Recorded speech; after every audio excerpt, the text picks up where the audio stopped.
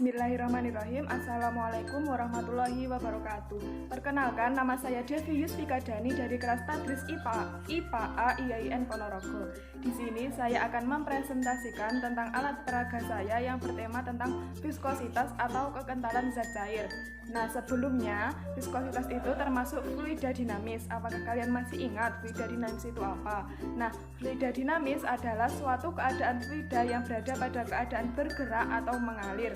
Nah, viskositas merupakan suatu ukuran kekentalan fluida atau zat cair. Nah, kekentalan ini merupakan suatu sifat cairan yang berhubungan dengan hambatan fluida tersebut mengalir.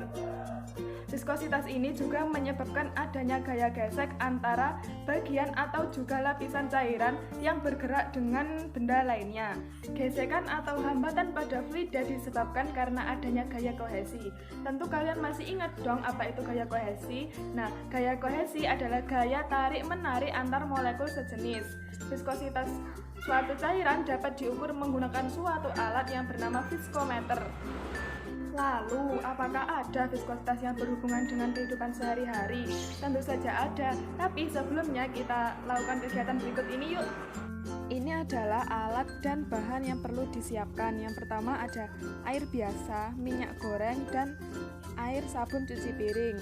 Ketiga fluida ini memiliki volume yang sama ya. Kemudian ada juga botol bekas, ada cutter, ada selotip, dan stopwatch yang di sini saya menggunakan HP. Kemudian potong botol menjadi dua bagian. Lakukan kegiatan yang sama pada dua botol lainnya.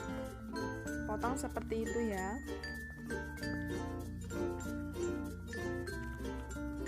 Nah, kemudian lubangi ketiga tutup botol dengan diameter yang sama. Di sini saya menggunakan paku atau kalian bisa menggunakan apapun. Bentuk botol menjadi seperti pada video.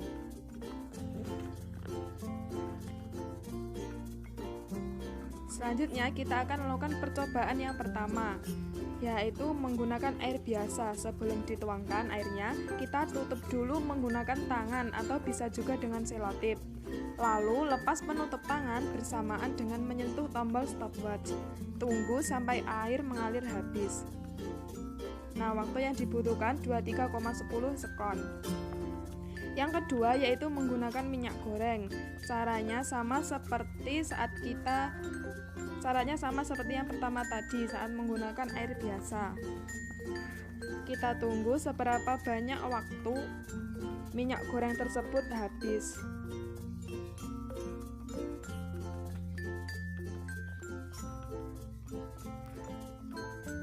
Siap-siap untuk mematikan stopwatch.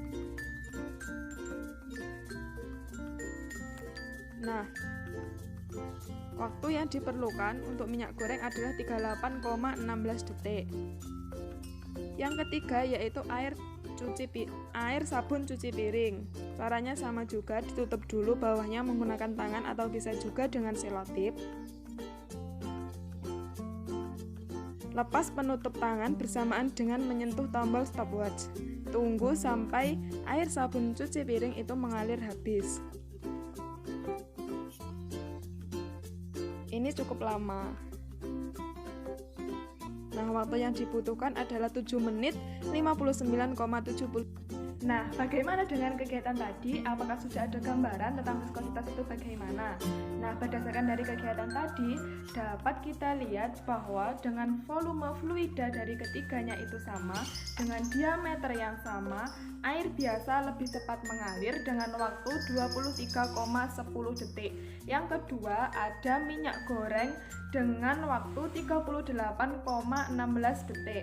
Yang ketiga, ada air sabun cuci piring dengan waktu yang paling lama, yaitu 7 menit 59,73 detik. Nah, berdasarkan dari percobaan tadi, dapat kita simpulkan bahwa semakin rendah tingkat suatu viskositas, maka kemampuan mengalirnya juga semakin tinggi. Kita lihat bahwa air biasa ini memiliki tingkat viskositas yang rendah sehingga dia lebih mudah untuk mengalir, sehingga dengan waktu 23,10 sekon saja air ini dalam wadah sini sudah habis. Begitupun sebaliknya, cairan yang memiliki tingkat viskositas yang tinggi maka lebih rendah tingkat mengalirnya atau lebih sulit dia itu mengalir. Sebagai contoh adalah air sabun cuci piring ini. Dia membutuhkan waktu untuk mengalir yaitu 7 menit 59,73 detik.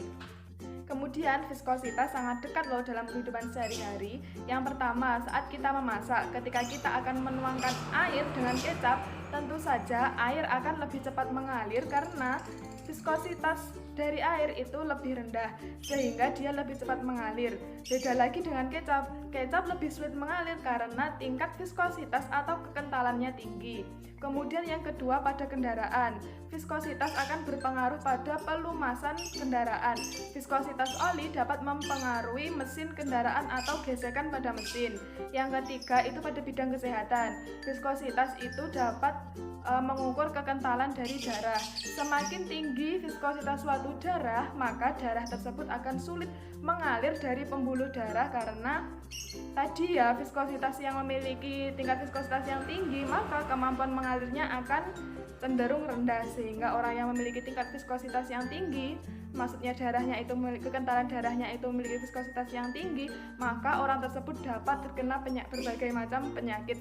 Seperti contoh penyakitnya adalah serangan jantung atau stroke. Nah, sangat dekat kan viskositas dengan kehidupan kita sehari-hari. Sekian presentasi dari saya. Apabila ada kekurangan lebihnya, saya mohon maaf yang sebesar-besarnya. Terima kasih. Wassalamualaikum warahmatullahi wabarakatuh.